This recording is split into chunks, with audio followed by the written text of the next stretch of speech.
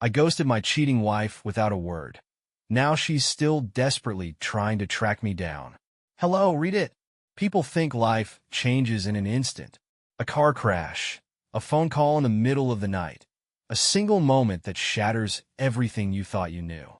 But real change, the kind that rewrites the course of your life, doesn't happen that way. It happens slowly, subtly, like a slow leak in the foundation of a house, one you don't notice until the walls start caving in. My name is Nathan Cole, and when I was 33, my life started to fall apart in ways I didn't understand until it was already too late. For years, I had been the kind of man who believed in stability, in planning ahead, in building something steady, something that would last. It was how I approached my career, my friendships, my home, and, most of all, my marriage. I had met Isabel in college, and from the moment I saw her, I knew she was different. She had a kind of effortless charm, the kind that drew people in without even trying. She was confident in a way I wasn't, unafraid to take risks, to change direction without hesitation, to chase what she wanted without looking back. I was the opposite. I thought things through. I played it safe. She was the fire, and I was the foundation that kept it from burning out of control. For years, that balance worked. We built a life together, one that I had convinced myself was solid. We had a beautiful home in a quiet neighborhood, steady jobs that gave us the kind of future most people spend their whole lives chasing. We had routines, inside jokes, shared memories that stretched back over a decade. I thought that meant something. I thought that made us unbreakable. But love doesn't disappear all at once. It fades. And looking back, I can see all the ways it had already started to slip through my fingers before I ever noticed. At first, it was small things. Isabel started coming home later, brushing it off with the usual excuses, deadlines, meetings, last-minute changes to the schedule. She had always been ambitious, always dedicated to her career, so I never questioned it. If anything, I admired it. But then came the moments when she wasn't just late, she was distant. I would ask about her day, and she would answer with half-hearted responses, words that felt like placeholders for a conversation she didn't want to have. She started checking her phone more, setting it face down on the table when I was around. Her laughter felt forced, her touch less frequent. I told myself it was normal, that all marriages had phases like this, that after so many years together, it was natural for things to settle, for the intensity of those early years to give way to something quieter. I didn't panic. I didn't overthink it. I just did what I had always done. I adapted. I planned date nights, suggested weekend trips, made an effort to be present, to remind her that we were still us. She smiled. She thanked me. She played along. And for a little while I convinced myself it was working, that whatever was slipping away between us, I could pull it back. But love isn't something you can force someone to hold on to. One evening, I sat alone in the living room, scrolling through my phone, absent-mindedly flipping through emails while waiting for Isabel to come home. The house was quiet, too quiet, the kind of silence that makes you aware of just how empty a space can feel. It had been happening more often lately. These long nights alone, these stretches of time where I felt more like a guest in my own marriage than a partner in it. I glanced at the clock. An hour passed when she had said she'd be home. 2. My mind did what it always did. Rationalized. A late meeting. A dinner that ran over. A project keeping her at the office longer than expected. When I finally heard the front door open, I didn't say anything at first. I just watched as Isabel walked in, dropping her purse onto the counter, letting out a small sigh like she had just returned from something exhausting. She looked at me briefly, offered a tired smile, and disappeared into the bedroom without a word. And that was the moment. Not the lateness. Not the silence.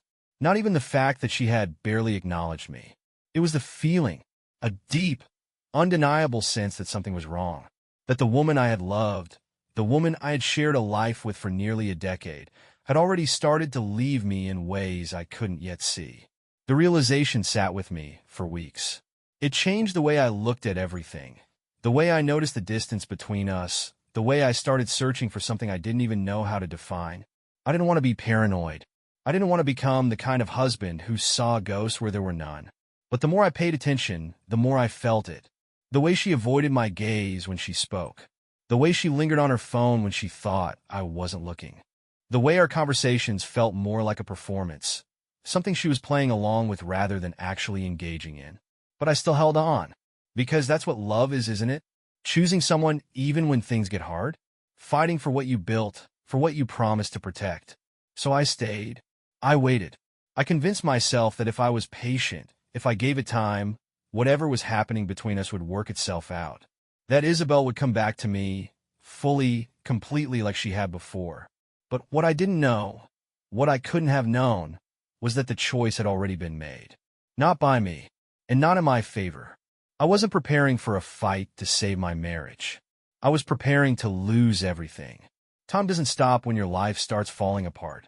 It moves forward, indifferent, unbothered by the weight pressing against your chest or the way your mind races through possibilities you don't want to consider.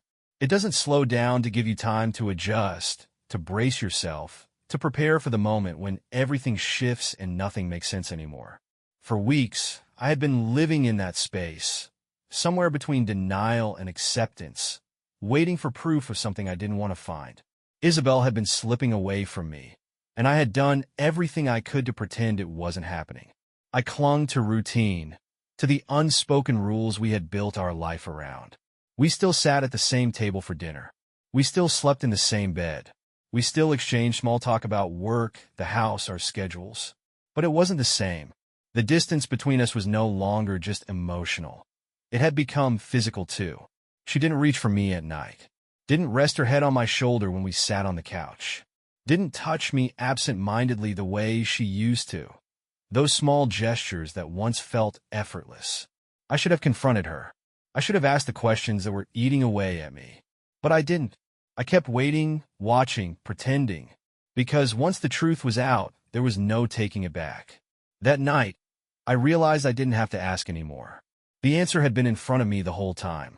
Isabel came home later than usual, stepping through the door with that same tired expression she always wore these days, as if she was the one carrying the weight of something unbearable. She mumbled a greeting, barely glancing at me, before heading to the kitchen. I sat at the table, my food untouched, watching her move through the space like a guest in her own home. She had been doing that a lot lately, moving around me, avoiding eye contact, keeping conversations short. It had started months ago, little things I had brushed off, convincing myself I was imagining them. But now it was impossible to ignore. I had spent years memorizing her. Every habit, every subtle change in her moods, the way she carried herself. And I could tell when something was different. She pulled out a glass, filled it with water, then leaned against the counter, scrolling through her phone.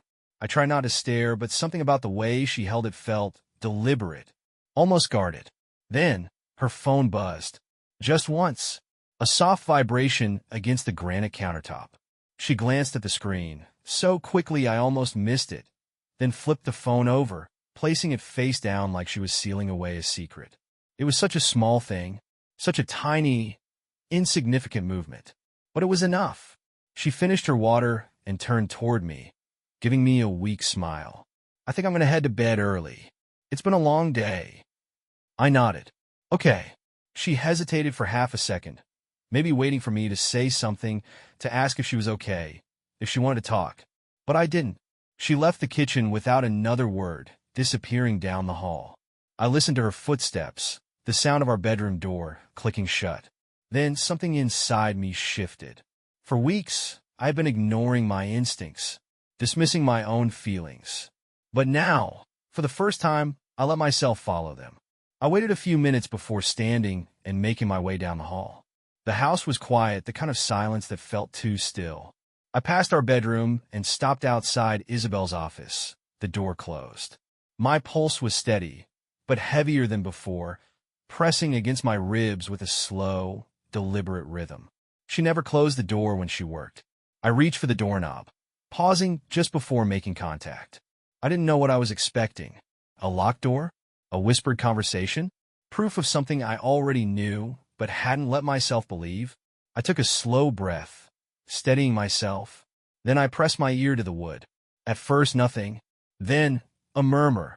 Her voice low, soft, controlled. Then another voice. A man's voice. It wasn't a phone call. It was a video call. I closed my eyes, exhaling slowly. My jaw tightened as I stood there, listening to the soft hum of a conversation I wasn't supposed to hear. I couldn't make out the words, but I didn't need to. The way she spoke was enough. She wasn't just talking. She was engaged, immersed in something that mattered to her. Someone that held her attention in a way I hadn't been able to in months. Then she laughed. A soft, quiet laugh. The kind I hadn't heard in a long time. The kind of laugh that belonged to the version of her I had known before. Before the distance, before the exhaustion, before the lies. I stepped back from the door, my mind calm in a way I didn't expect.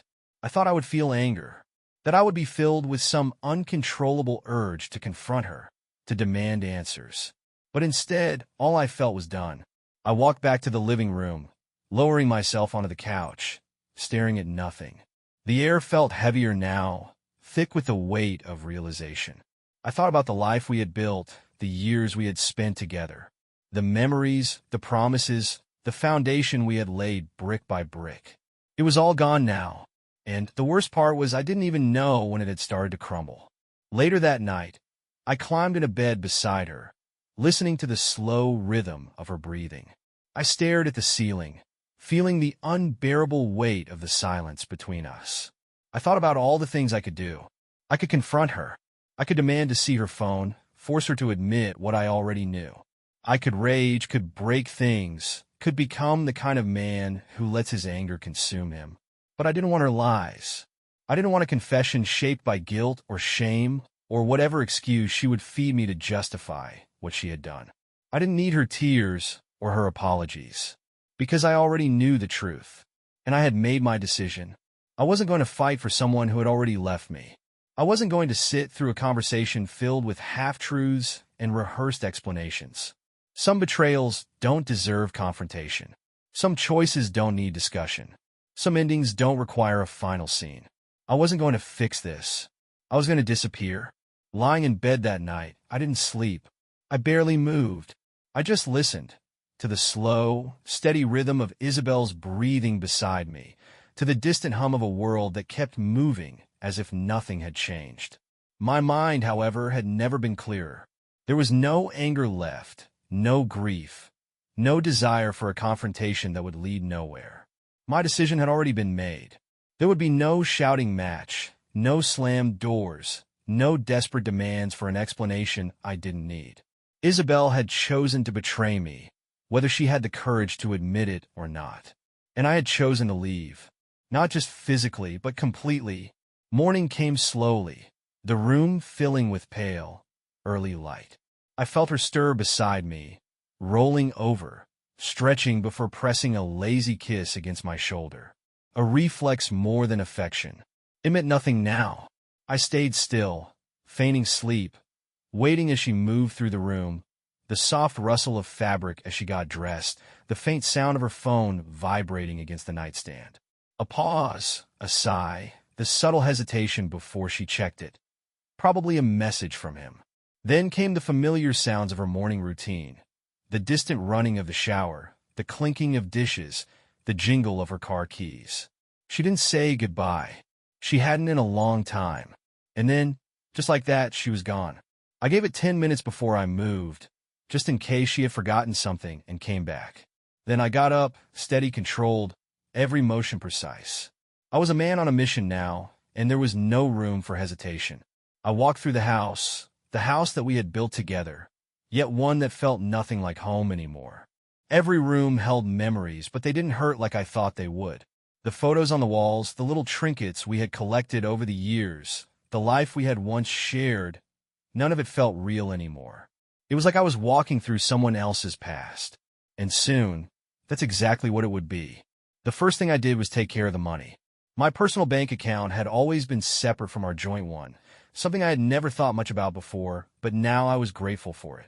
I transferred out what remained in our shared account, leaving just enough so it wouldn't immediately raise suspicion.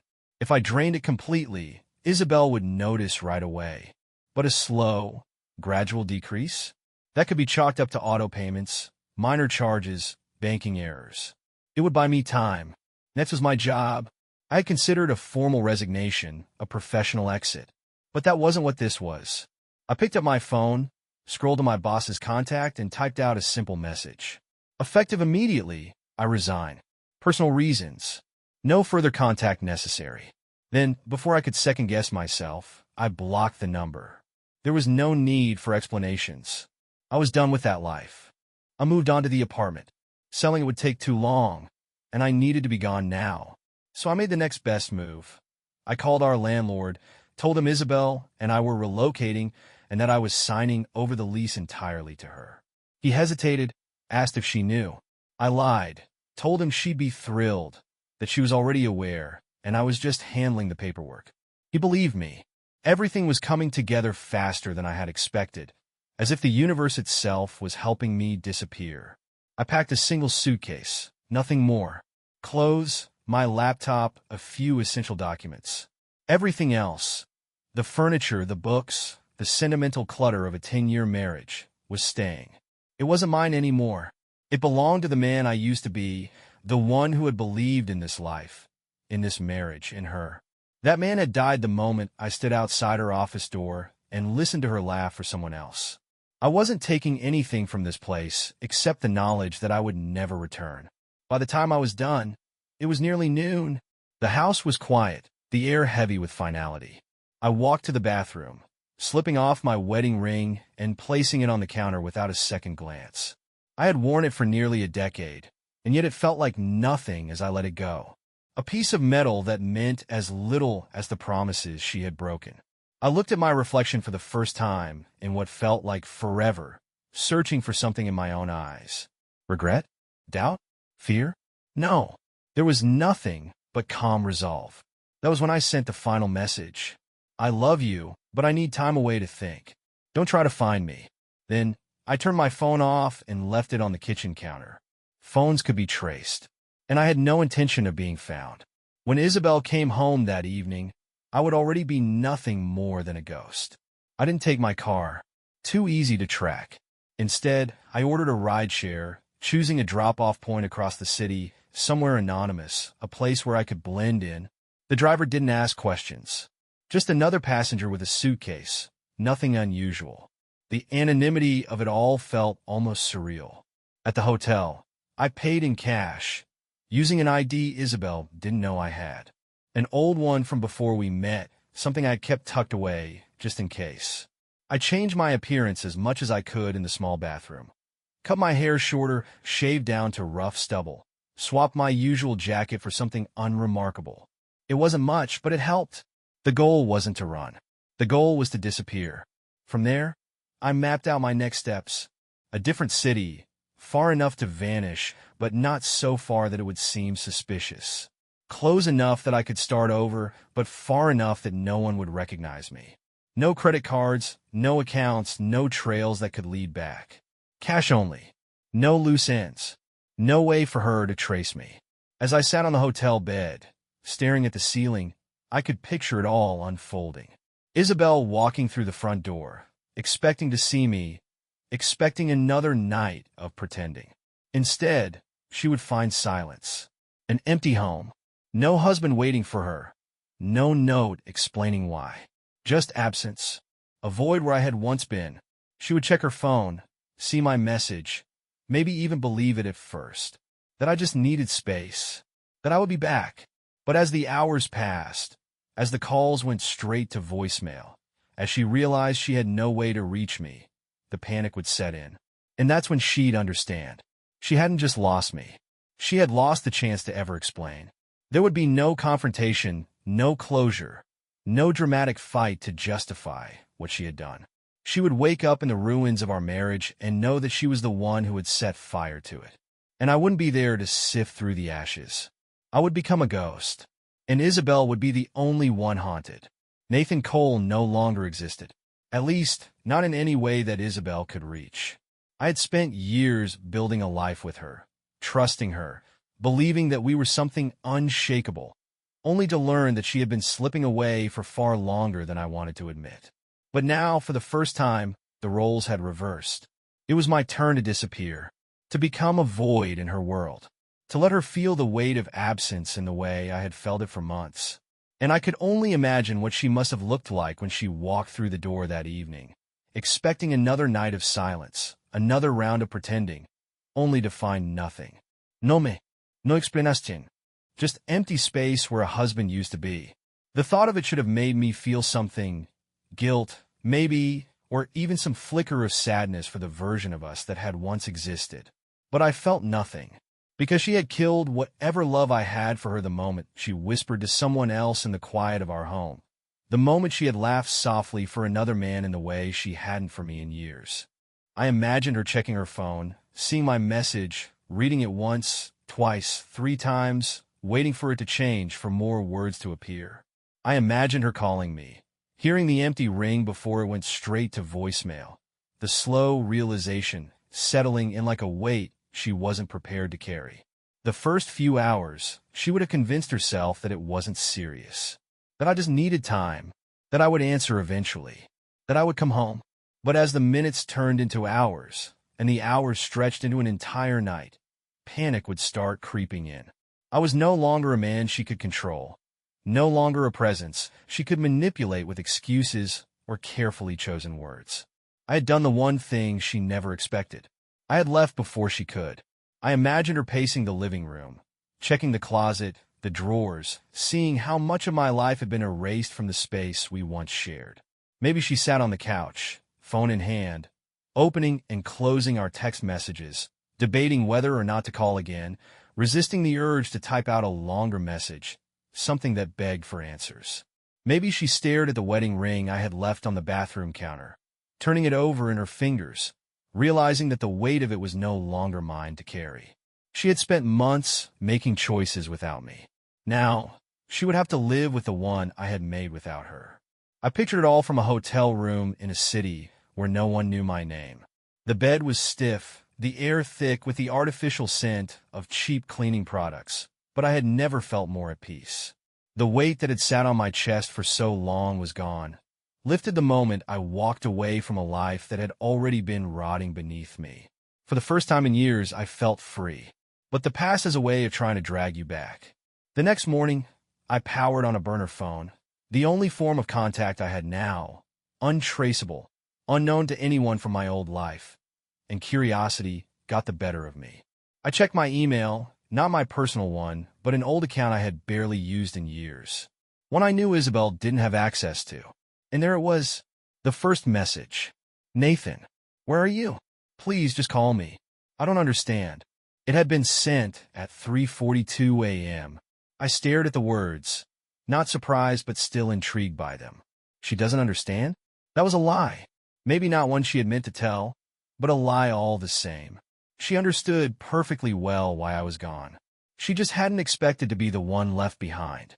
I didn't respond. I didn't need to. Let her wonder. Let her sit with the same uncertainty I had suffered through for months. Let her search for answers in the empty spaces I had left behind. By the afternoon, there was another email. Nathan, please, I don't know what's going on. Just talk to me. It was shorter, more urgent. Maybe she had started reaching out to mutual friends, asking if they had seen me, if I had mentioned anything about leaving. Maybe she had even driven around the city, checking places we used to go, half expecting to find me sitting there as if nothing had happened.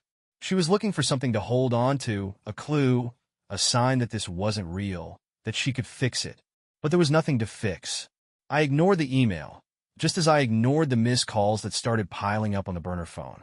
Isabel was persistent. I had always known that. She wasn't the type to sit back and let things unravel without a fight. Maybe if things had been different, if I had confronted her instead, she would have had a chance to defend herself, to twist the truth, to cry and beg and promise that it hadn't meant anything. But there was no fight left to have. She had already lost. Days passed, and the messages continued, each one a little more desperate than the last.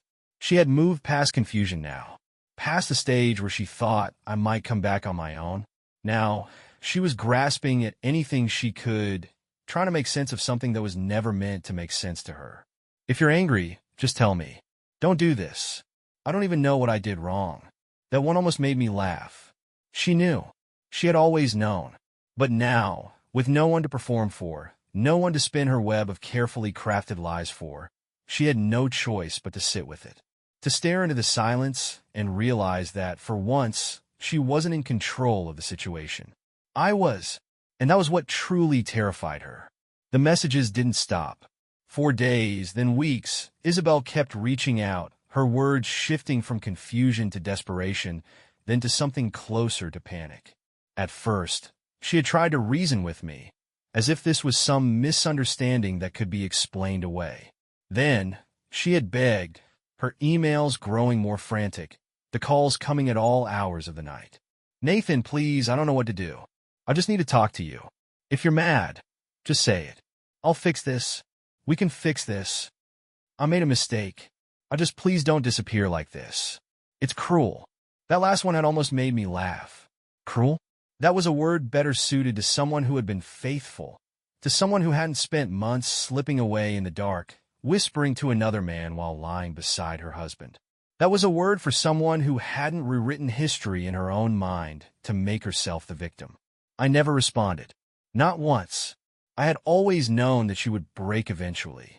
The thing about Isabel was that she thrived on control, on having the upper hand, on knowing that she could always talk her way out of anything. But what happens when the person you're trying to manipulate simply isn't there anymore? When the lies don't work because there's no one left to tell them to? She unraveled. I knew because I had expected it, planned for it, predicted it down to the last detail. She reached out to friends, trying to piece together where I had gone, but I had cut them off too. She went to my job, only to find that I had resigned without explanation. She even tried to contact my family, but they were just as in the dark as she was. She had nothing. And the worst part? No one believed she was innocent. I hadn't needed to say anything to anyone. I hadn't needed to smear her name, to expose her for what she was. The fact that I had left completely and without warning was enough. People knew me. They knew I wasn't impulsive, that I wasn't the kind of man to throw everything away without a reason. She was the one left explaining. And with every weak excuse, every stammered response to people's questions, she buried herself deeper. It wasn't until nearly 2 months later that the final email arrived. "Nathan, I know you hate me. I know what I did, and I deserve this. But I need to see you. One last time, just to say everything I should have said before. I don't want to fix things. I just want to see you again. Please.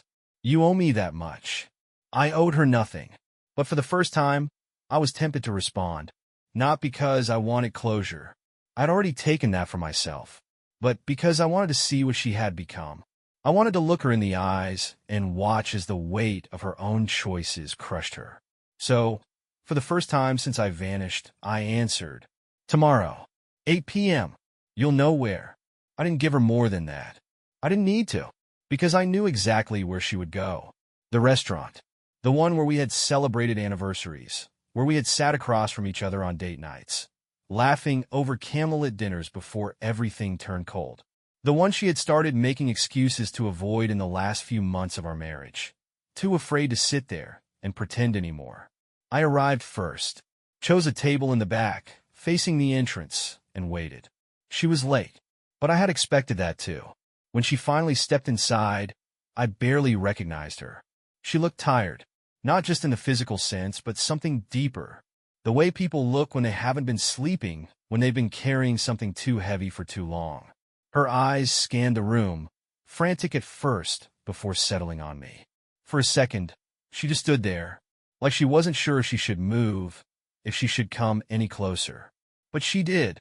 She sat down across from me, her hands trembling slightly as she folded them in her lap.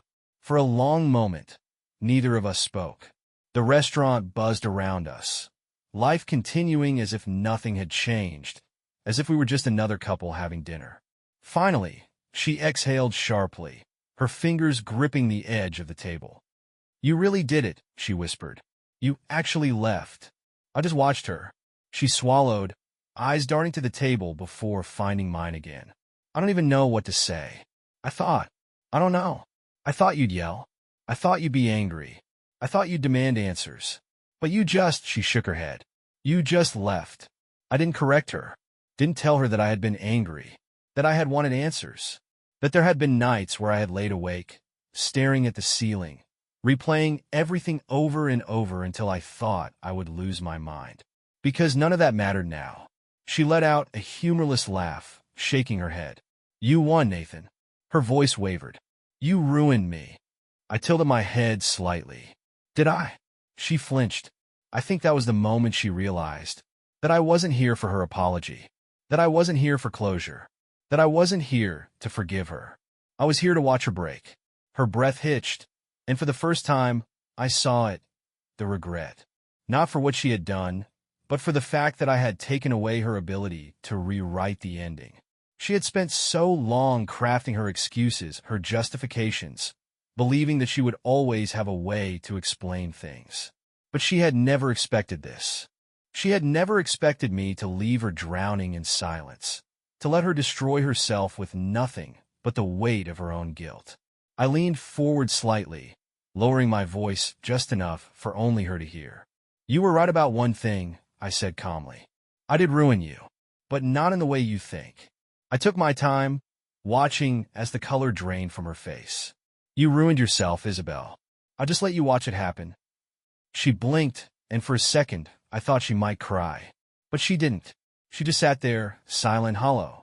I pushed my chair back, standing slowly, feeling the weight of finality settle in my chest.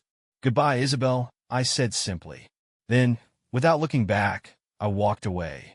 I didn't hear her call my name. I didn't hear anything at all. And for the first time in a long time, I knew I would never have to hear from her again.